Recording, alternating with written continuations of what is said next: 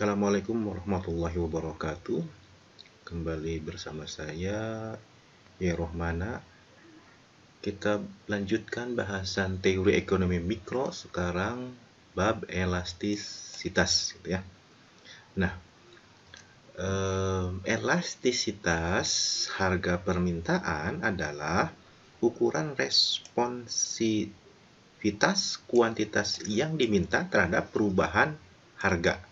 Nah, lebih khusus, elastisitas permintaan merupakan rasio persentase perubahan jumlah yang diminta terhadap persentase perubahan harga. Makanya rumusnya adalah seperti ini. Kita simbolkan dengan ED, kan elastisitas permintaan adalah hasil bagi antara persentase perubahan jumlah barang yang diminta terhadap persentase perubahan harga. Kita sama dengan, untuk dapatkan persentase perubahan, kita buat matematiknya seperti ini. Persentase perubahan adalah deltanya, dan jumlah barang yang diminta adalah Q per persentase delta P. Jadi rumus umum dari elastisitas ya ini, persentase perubahan Q terhadap persentase perubahan P.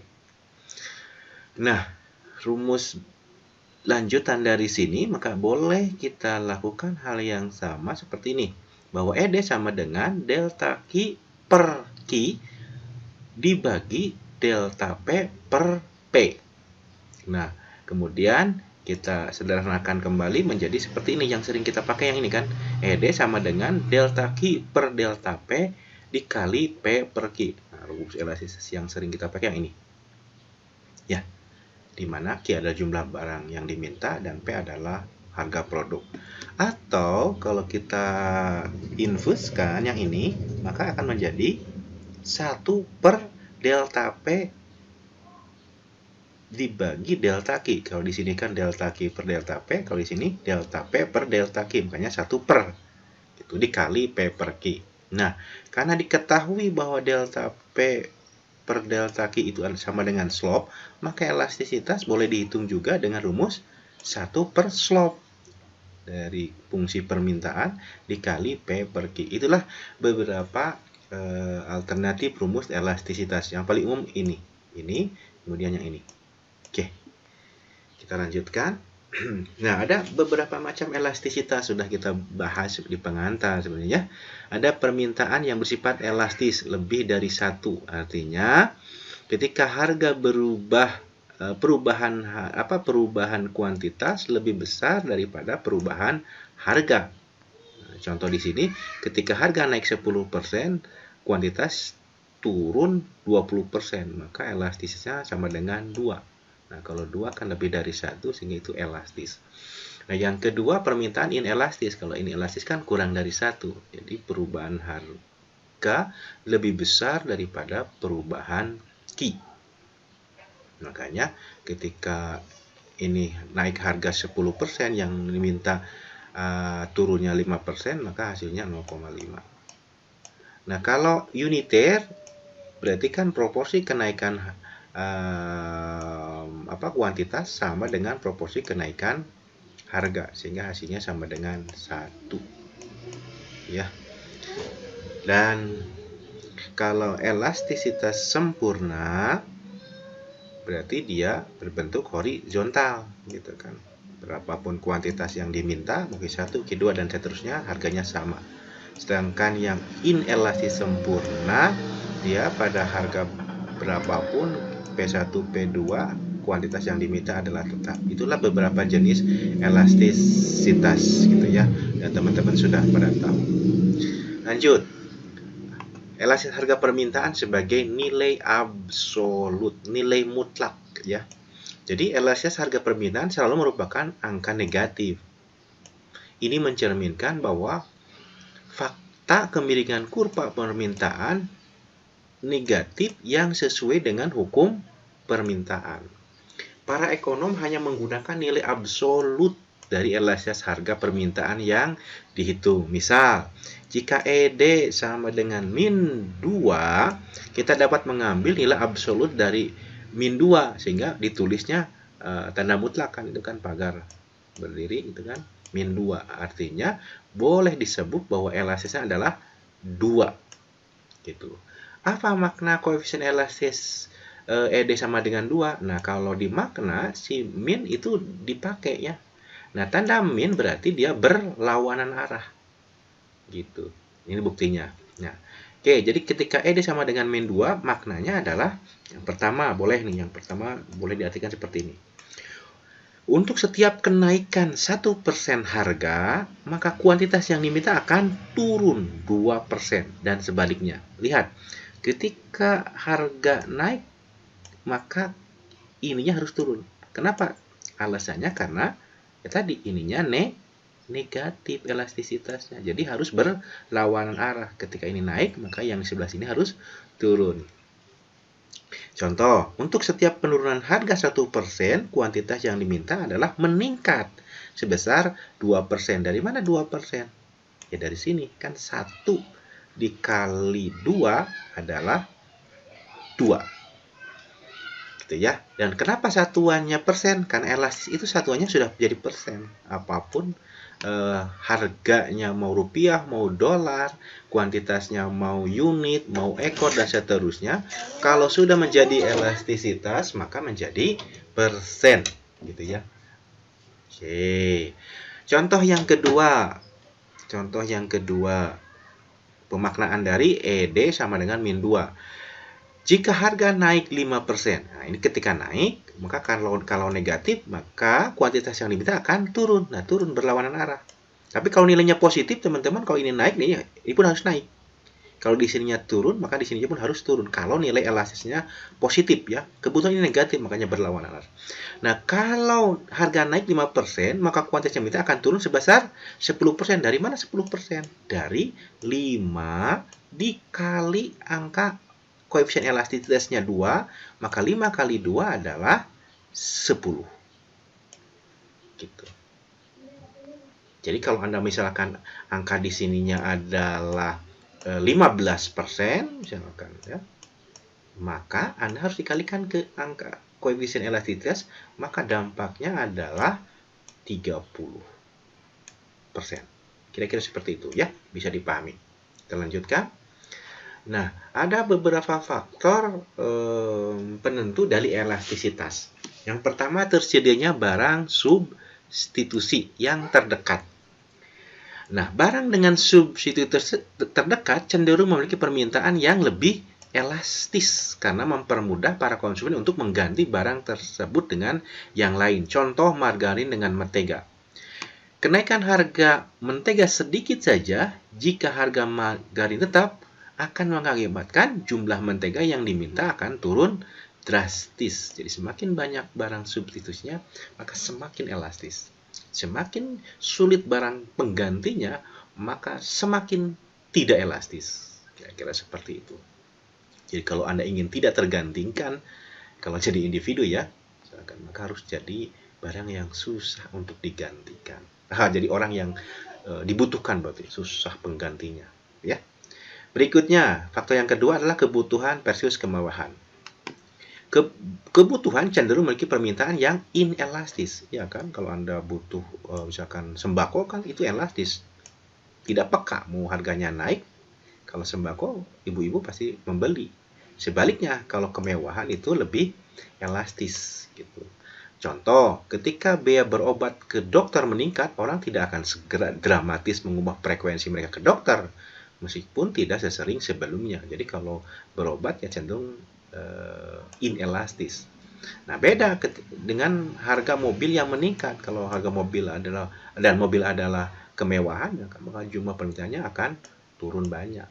Gitu. Jadi berobat adalah kebutuhan sehingga cenderungnya inelastis. Kalau kemewahan bukan kebutuhan, maka cenderungnya adalah elastis. Gitu. Oke. Ya itu, bahwa kalau ke dokter kan kebutuhan, sedangkan mobil bisa saja kemewahan bagi beberapa orang, gitu ya. Berikutnya, definisi pasar, faktor yang ketiga, bahwa elastis permintaan dalam segala jenis pasar tergantung pada bagaimana kita menggambarkan batas-batas pasar.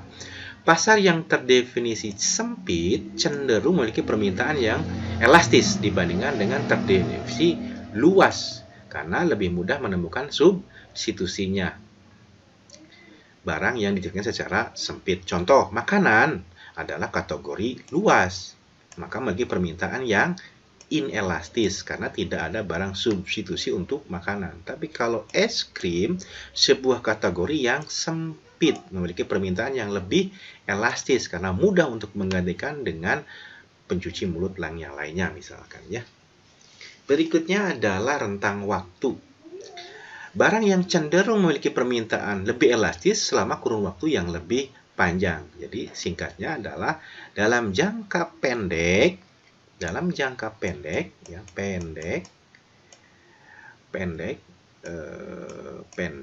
maka itu lebih inelastis. Tapi dalam jangka panjang, maka itu lebih elastis. Gitu. Contoh, ketika harga bensin naik, jumlah permintaan bensin hanya sedikit yang mengalami kemerosotan pada beberapa bulan pertama. Namun setelah itu bagaimanapun orang akan membeli mobil yang lebih irit bahan bakarnya. Jadi jangka panjang pasti akan lebih elastis. Awal-awalnya ketika BBM naik, ya kita tidak langsung merubah jumlah ya. Awalnya masih tetap, tapi kalau lama-lamaan, kalau terus mahal si bensinnya misalkan, ya kita menjadi elastis, jadi peka, ya dikurangilah permintaannya dan akan menggantilah mobilnya yang irit bahan bakar gitu.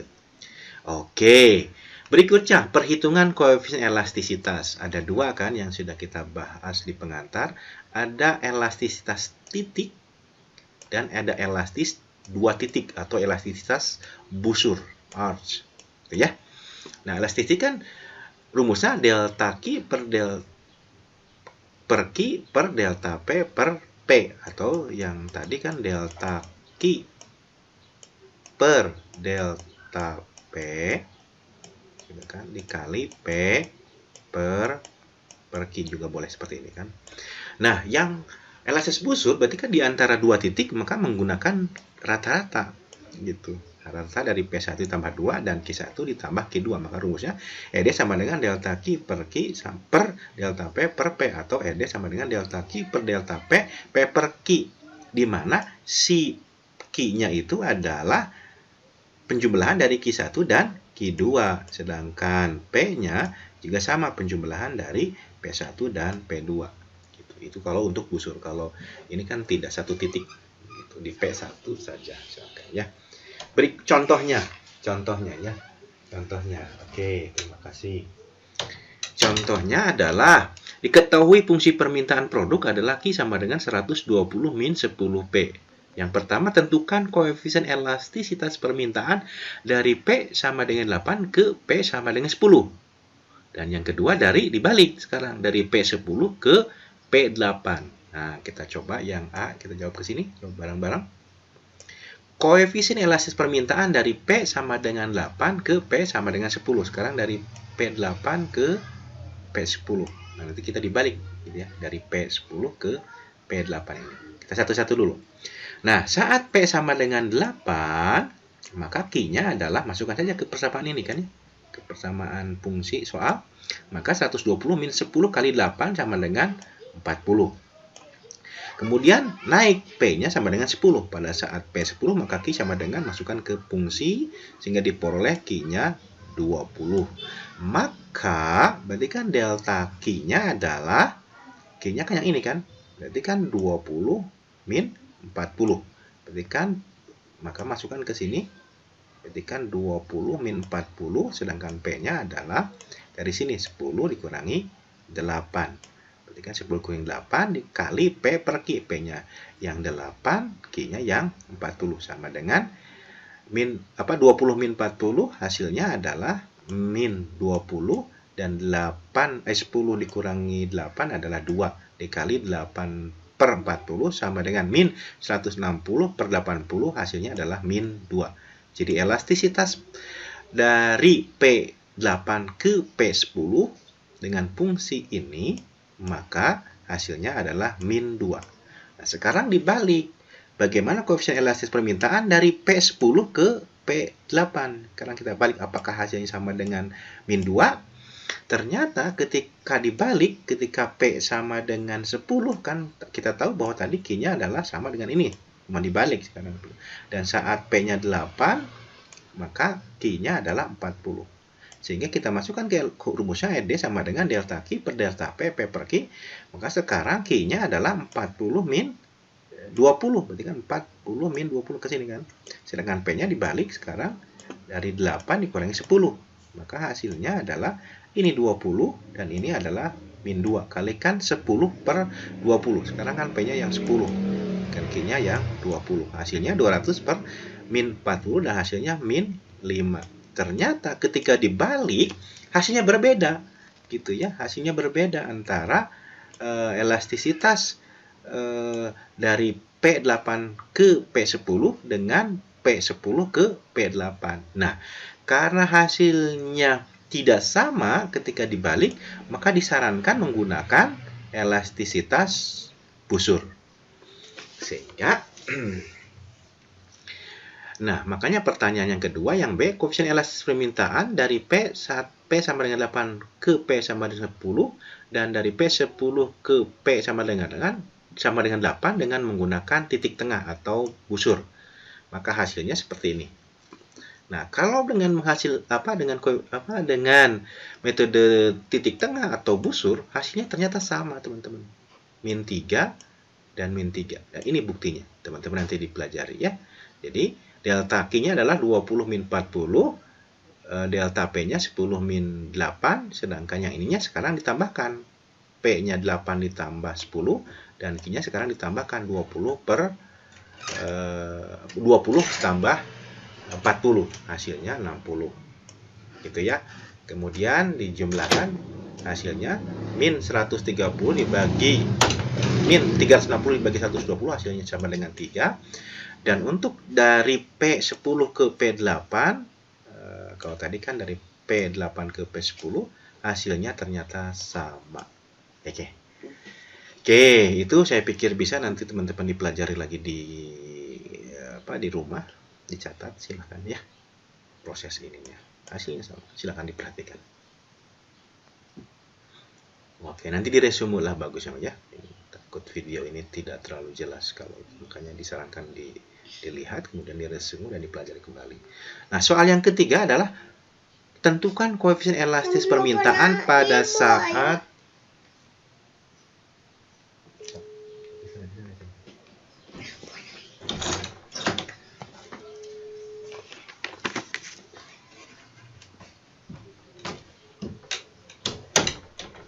Oke, kita lanjutkan. Mohon maaf. Pertanyaan yang ketiga adalah tentukan koefisien elastis permintaan saat P-nya 7. Dan yang kedua saat P-nya sama dengan 2. Gitu ya. Oke. Berapa? Ya, hanya satu titik gitu ya. Koefisien elastis pada saat P7 dan P2. Kita jawab. Koefisien elastis permintaan pada saat P sama dengan 7, maka diketahui kan persamaan fungsi soalnya itu kan Q sama dengan 120 min 10P. Maka delta Q per delta P-nya adalah sama dengan min 10. Min 10 dari mana? Dari sini. Ya kan? Turunan pertama dari fungsi Q untuk P ya ini. Kan kalau diturunkan pasti min 10. Maka jika P sama dengan 7, kita masukkan P-nya sama dengan 7, masukkan ke fungsi 120 min 10 kali 7, maka sama dengan 120 min 70, sehingga hasilnya 50. Kemudian dimasukkan ke rumus ini, kan delta Q per delta P kan sudah dapat, yaitu min 10. Maka hasilnya adalah ini min 10. Kemudian dikali P, P-nya adalah yang di soal 7, dan Q-nya adalah yang diperoleh yang ini, 50. Maka min 10 kali 7 adalah min 70 per 50, hasilnya adalah min 1,4 gitu.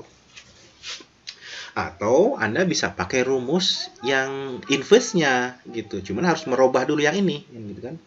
Jadi misalkan fungsinya kan disoalkan ini Q sama dengan 120 min 10P, maka fungsi inverse-nya adalah Kita balikan sekarang, yang tadinya P-nya di dalam, sekarang di luar. Maka P sama dengan 12. 12 dari mana? Pindah ruas kan, ini 10-nya pindah ke sebelah kiri kan gitu kan. Ininya sebelah kanan gitu. Maka menjadi 12 kan, 120 bagi 10, 12 min 0,1. 0,1 berarti kan 1 dibagi 10. Ya, Q. Maka ini dapat. Nah, kalau sudah dapat fungsi inverse-nya, kita masukkan ke rumus yang ini. ED sama dengan 1 per delta P per delta Q kali P per Q. Nah,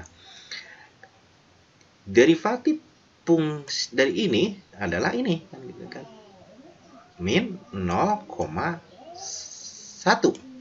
Ini kan makanya ketika 1 per delta V delta Q, maka adalah 1 per min 0,1. Dari mana? Ya, di sini. Dikali P. P-nya kan dari soal 7 per Q. Q sudah ada dari sini, dari operasi 7 dikalikan ke fungsi 50, maka sama dengan 7 per min 5, sama dengan min 1,4. Dan hasilnya sama dengan yang ini. Jadi Anda mau pakai fungsi inverse-nya boleh, mau pakai fungsi yang umumnya seperti ini juga boleh. Oke, berikutnya dengan cara yang sama, ketika ditanya tentukan koefisien LHS pada P sama dengan 2, maka Anda kan sudah tahu bahwa delta Q delta P-nya kan min 10 tetap kan ya. Nah, sekarang jika P sama dengan 2, masukkan ke persamaan, maka diperoleh Q-nya adalah 100. Masukkan ke fungsi ke rumus umum elastisitas, delta Q per delta P nya kan min 10, P-nya 2 soal, per Q-nya 100. Maka min 20 per 100 adalah min 0,2. Atau dengan cara yang lain silakan Anda bisa peroleh. Kan di awal sudah banyak rumusnya kan tadi. HD sama dengan bisa dari delta Q per delta P, itu kan min 10 per Q, Q-nya 100, P-nya 2. Maka min 10 per 100 bagi 2, 50. 10 bagi 50 adalah min 0,2. Karena ini negatif. Sama. Beberapa alternatif yang bisa Anda coba. Berikutnya soal nomor D. Buat kurva permintaan berdasarkan jawaban di atas. Mengapa permintaan elastis ketika P tinggi dan inelastis ketika P rendah dalam contoh tersebut? Gitu. Nah, ini gambarnya. Fungsinya kan ini. Fungsinya ini. Oke. Fungsinya ini, maka membuat kurva paling mudah adalah dengan memasukkan jika P-nya 0, gitu kan? Jika P-nya 0, masukkan. Jika P-nya 0 kan 120 dikurangi 10 kali 0 kan 120. Maka Q-nya adalah 120. Dapat ini. Kemudian dibalik. Sekarang jika Q-nya yang 0. Jika Q-nya 0, maka P-nya adalah 12 di sini. Maka tarik di antara dua titik, maka dapatlah kurva permintaan yang warna merah ini. Nah, kemudian di soal ditanya, jika elastis permintaan dari 10 berpindah ke 8, silakan ke sini kan, ke 8, dari 10 ke 8, maka akan diperoleh nilai LHS itu adalah min 5. Kemudian dibalik, dari 8 ke 10, maka diperoleh nilainya min 2. Tapi kalau menggunakan rumus elastisitasnya adalah busur atau arch, maka rentang di antara dua ini kita bagi 2 sehingga titik tengahnya adalah di min 3. Di soal nomor berikutnya ditanya berapa elastisitas titik pada angka 7, gitu P-nya. Maka diperoleh adalah min 4. Min 1,4. Dan kalau P-nya 2, maka elastisitasnya tadi adalah min 0,2 atau positif kalau dimutlakan ya. Kira-kira seperti itu. Oke, berikutnya ada nomor ini. Masih ingat Anda dengan makna min 3? Elastisitasnya? Kalau min 3 berarti jika harga naik misalkan 1%, maka jumlah barang yang diminta akan naik atau turun. Karena negatif berarti dia harus turun ketika ini dibilangnya naik. Turunnya berapa persen? Ya 1 kali min 3 adalah 3%. Contoh lain, sekarang saya balik. Jika harganya turun, misalkan 10%, maka jumlah barang yang diminta akan naik sekarang. Karena naik berlawanan ya, karena angkanya negatif nih. Kalau positif ya harus searah, naik, turun. Berapa naiknya? Nah, 10 kali 3 adalah 30. Berarti 30 dan satuannya harus tetap persen. Oke, saya pikir itu bisa kita lanjutkan. Nah, berdasarkan perhitungan sebelumnya, maka kita dapat menyimpulkan bahwa nilai elastisitas tidak hanya didasarkan pada slope atau kemiringan suatu kurva, tetapi juga pada titik tempat elastis tersebut. Kan kita tahu ED itu sama dengan delta Q per delta P, P per Q. Dan di busur, delta Q per delta P, P1 ditambah P2, Q1 ditambah Q2. Nah, kita tahu bahwa yang namanya ini adalah slope. Ini adalah slope. Jadi, memang elastisitas itu ditentukan oleh slope. Tapi jangan lupa ada P per Q. Ada P1 per ditambah P2 dan Q1 ditambah Q2, dan ini adalah titik. Jadi simpulannya elastisitas ditentukan oleh slope dan titik. Nah, Anda bisa lihat ke sini kemudian gitu ya. Kita lihat di ini kurva permintaan yang hitam ini, teman-teman. Nah, di titik potong dengan P, maka ini adalah elastisitasnya elastis sempurna. ED sama dengan tak terhingga. Di titik potong dengan sumbu Q di horizontal, maka akan terbentuk ED-nya sama dengan 0 atau inelastis sempurna. Nah, jika A dibagi 2 secara rata, bagi 2, maka ini luas panjang ini dengan panjang ini sama, teman-teman. Maka di sini, maka saat ini di titik ini, kemudian ke sini, maka di sini pasti ED-nya dipastikan E sama dengan 1. Nah, sebelah kiri ED sama dengan 1 adalah daerah atau wilayah ED-nya lebih dari 1 atau elastis. Dan di bawah ED sama dengan 1 uniter, maka ini adalah daerah kurang dari 1 atau inelastis. Oke. Dan kesimpulan yang berikutnya adalah bahwa, ini cukup penting, mohon diperhatikan, pada tiap-tiap titik sepanjang kurva permintaan mempunyai nilai elastis yang berbeda. Jadi Anda mulai dari kurva permintaan dari mulai sini, titik potong dengan P, itu kan nilainya berbeda-beda. Ini tak terhingga, turun, lebih titik tetap lebih besar dari 1, kemudian sampai 1, kemudian ini udah mulai kurang dari 1, sampai kemudian 0. Jadi sepanjang kurva permintaan mempunyai nilai elastis yang berbeda. Tapi yang kedua nih, walaupun berbeda kemiringan atau slope, tapi dalam harga yang sama akan mempunyai nilai elastis yang sama. Contoh ini. Ini teman-teman, ada dua kurva permintaan. Yang satu yang tadi hitam warnanya, yang kedua yang ini, yang merah. Nah, walaupun kemiringannya berbeda, tetapi kalau di harga yang sama, maka nilai elastis di titik A dan di titik B itu akan sama loh. Nanti kapan-kapan kita boleh buktikan nanti, atau nanti soal latihan ya, dibuktikan. Itu kesimpulannya.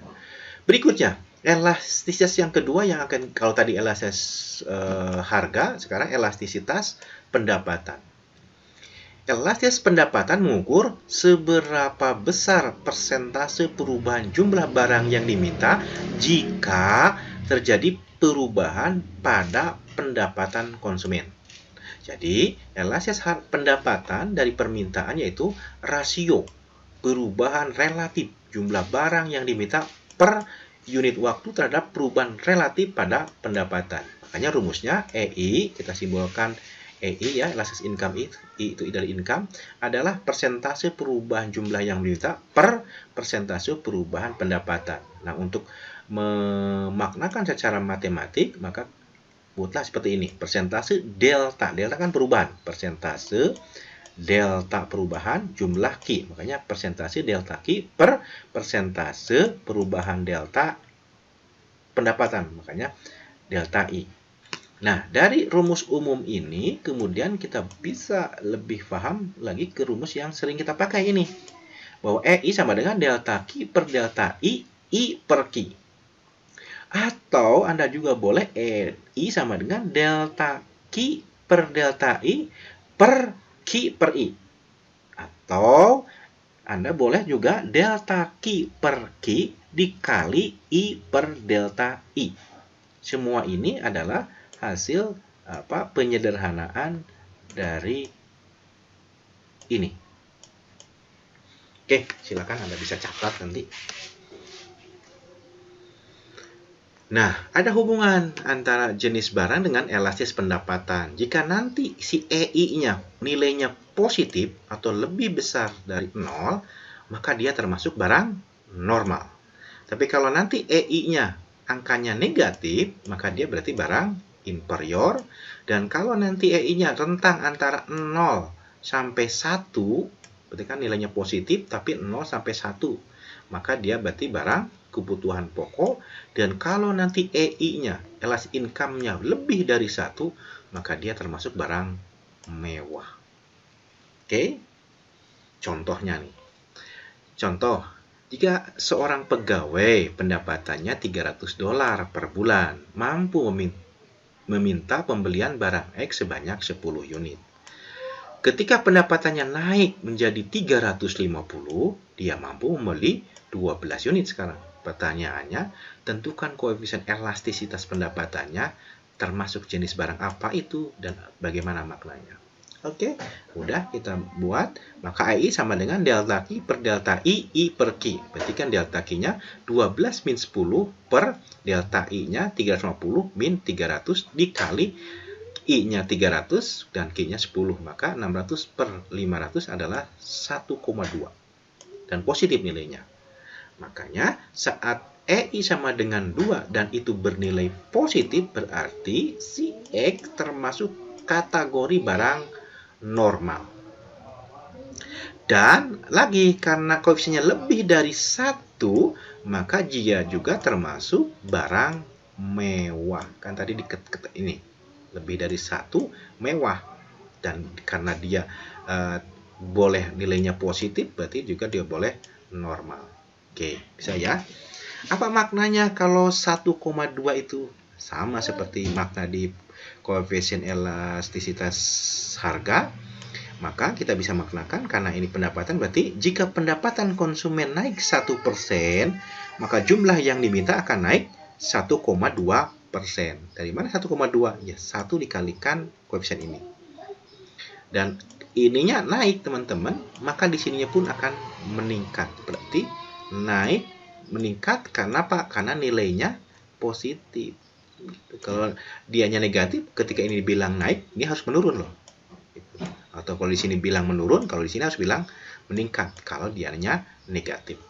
Bisa dipahami ya? Karena positif berarti searah, naik, naik, turun, turun. Oke. Yang ketiga adalah elastisitas silang atau harga barang lain. Elastisitas silang mengukur seberapa besar persentase perubahan jumlah suatu barang yang diminta sebagai akibat perubahan harga barang lainnya. Jadi, elastisitas silang adalah rasio atau perbandingan antara perubahan relatif kuantitas produk X, misalkan, yang diminta terhadap perubahan relatif harga komoditi Y. Produk Y itu bisa komoditi substitusi atau komplementer.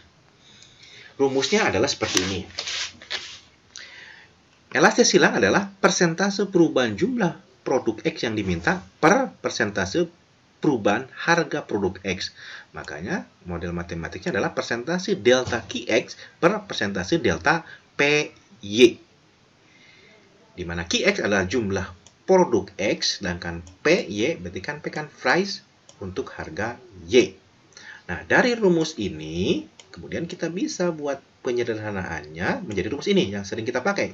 EC sama dengan delta Q untuk X per delta PY dikali PY per QX. Ini yang rumus umum yang sering kita pakai ya sekelas.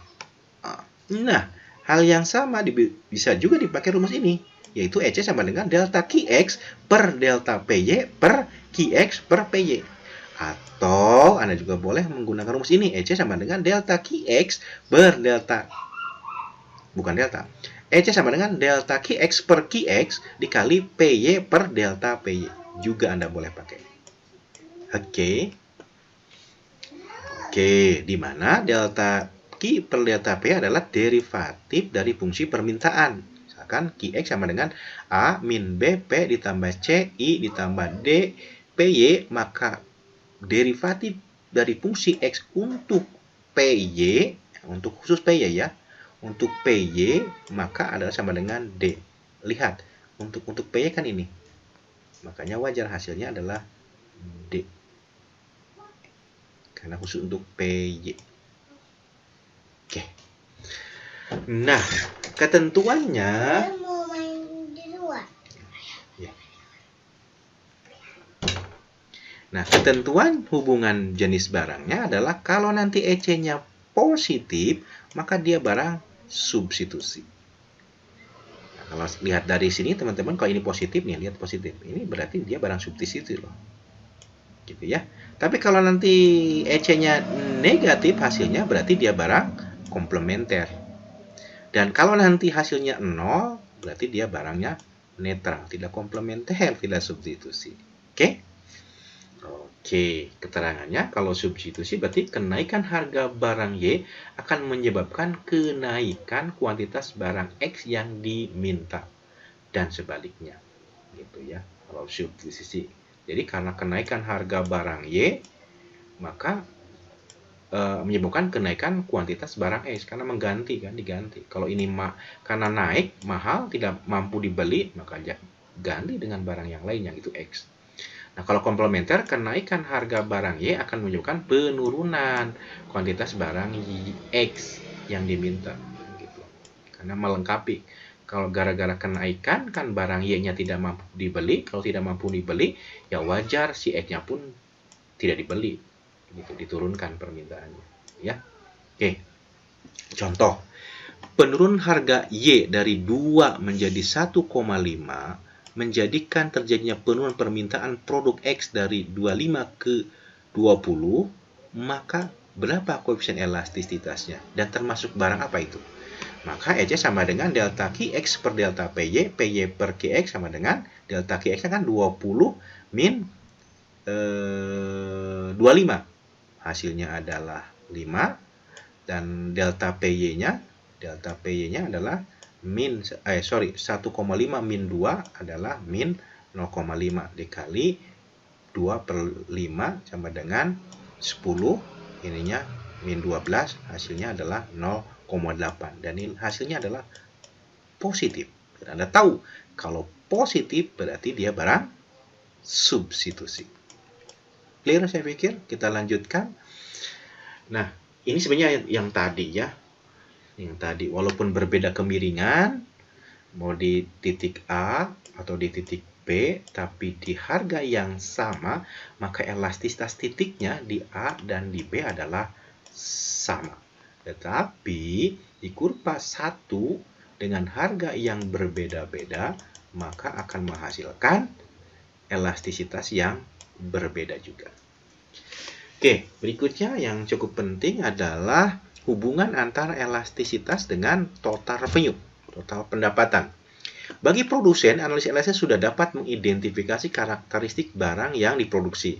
Elastisitas juga sangat terkait dengan total revenue yang akan diterima oleh produsen. Kita tahu TR adalah rumusnya P dikali Q. Maka perubahan TR atau delta TR adalah perbedaan antara delta TR sama dengan delta Q dikali P min dP dikali Q. Apabila dQ dikali P min dP dikali Q kita bagi semua dengan dP dan kemudian kita kalikan dengan 1 per Q, maka diperoleh delta TR sama dengan dQ kali P per dP kali Q min dP kali Q per dP kali Q. Sehingga diperoleh bahwa DTR sama dengan elastisitas min 1. gitu ya. Maka dari sini bisa kita buat ketentuan bahwa karena rumusnya adalah delta TR sama dengan E min 1, maka ada 3 kondisi. Apabila nanti E-nya sama dengan 1, maka DTR sama dengan 0. Artinya, perubahan harga naik atau turun tidak mempengaruhi perubahan pendapatan.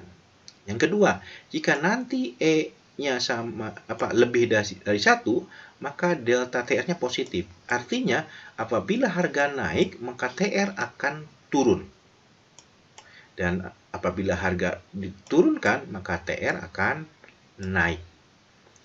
Jadi harga dan pendapat total bergerak berlawan arah.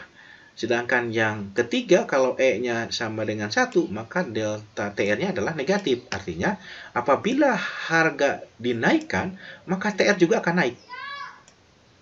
Dan apabila harga diturunkan, maka TR juga akan turun. Gitu. Jadi kebijaksananya mengubah harga akan mempengaruhi pendapatan produsen. Oke, nanti kita akan lebih paham di sini ya. Jadi ini harganya bergerak searah. Nah ini, teman-teman.